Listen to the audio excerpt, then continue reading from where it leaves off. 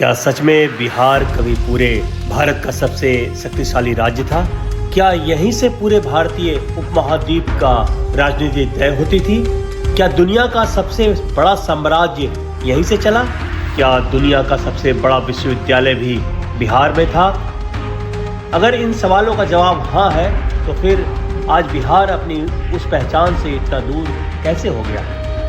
आइए इतिहास के पन्ने पलटते हैं और खोजते हैं इस सवाल का जवाब। करीब 2500 वर्ष पहले बिहार को मगध के नाम से जाना जाता था। उस समय भारत कई छोटे छोटे राज्यों में बटा हुआ था, लेकिन मगध की सबसे बड़ी ताकत थी उपजाऊ गंगा का मैदान, लोहे के संसाधन, संगठित सेना और व्यापारिक मार्गों पर नियंत्रण। यहीं से मगध धीरे धीरे सबसे प्रभावशाली महाजनपद बन गया।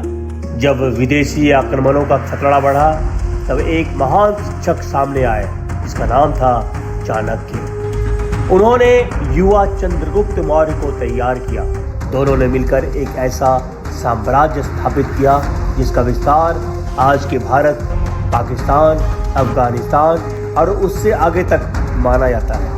राजधानी थी पाटलिपुत्र, यानी कि आज का पटना।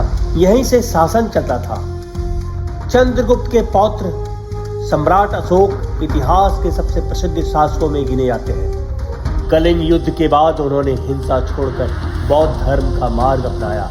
उनके शासनकाल में बिहार सिर्फ राजनीतिक शक्ति नहीं रहा, बल्कि शांति, धर्म और संस्कृति का संदेश दुनिया तक पहुंचाने का केंद्र बन गया। आज भी अशोक के शिलालेख कई देशों में उनकी विरासत की याद दिलाते हैं। अगर उस दुनिया का सबसे कोई बड़ा शिक्षा केंद्र था, तो वो था नालंदा विश्वविद्यालय। यह भारत ही नहीं, बल्कि चीन, कोरिया, तिब्बत और दक्षिण पूर्व एशिया से छात्र पढ़ने आते थे। बाद में विक्रमशिला विश्वविद्यालय भी ज्ञान का बड़ा केंद्र बना। बिहार केवल तलवार से नहीं, ज्ञान से भी दुनिया का नेतृत्व कर रहा था। इतिहासकार मानते हैं कि मौर्य साम्राज्य भारतीय इतिहास के सबसे बड़े और प्रभावशाली साम्राज्यों में से एक था। लेकिन भारत के इतिहास में अन्य शक्तिशाली साम्राज्य भी रहे, जैसे गुप्त साम्राज्य, चौल साम्राज्य, मुगल साम्राज्य और मराठा शक्ति। इसलिए सबसे शक्तिशाली कहना एक सरल निष्कर्ष नहीं है। हाँ, यह जरूर कहा जा सकता है कि प्राचीन भारत के सबसे प्रभावशाली राजनीतिक और बौद्धिक केंद्रों में बिहार का स्थान अत्यंत महत्वपूर्ण था।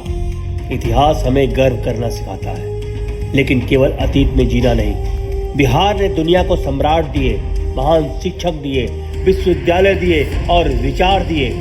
आज जरूरत है उसी विरासत से प्रेरणा लेकर भविष्य बनाने की। क्या बिहार फिर से शिक्षा, संस्कृति, नवाचार और विकास का अग्रणी केंद्र बन सकता है? इस सवाल का जवाब इतिहास नहीं, हम और आप मिलकर लिखेंगे। अगर यह वीडियो आपको पसंद आया हो तो इसे शेयर करें और कमेंट में बताइए, क्या बिहार भारत के इतिहास का सबसे प्रभावशाली केंद्र था? आपकी राय क्या है? फिर मिलेंगे बिहार के इतिहास और विरासत की एक नई कहानी के साथ। मैं बिहार हूँ।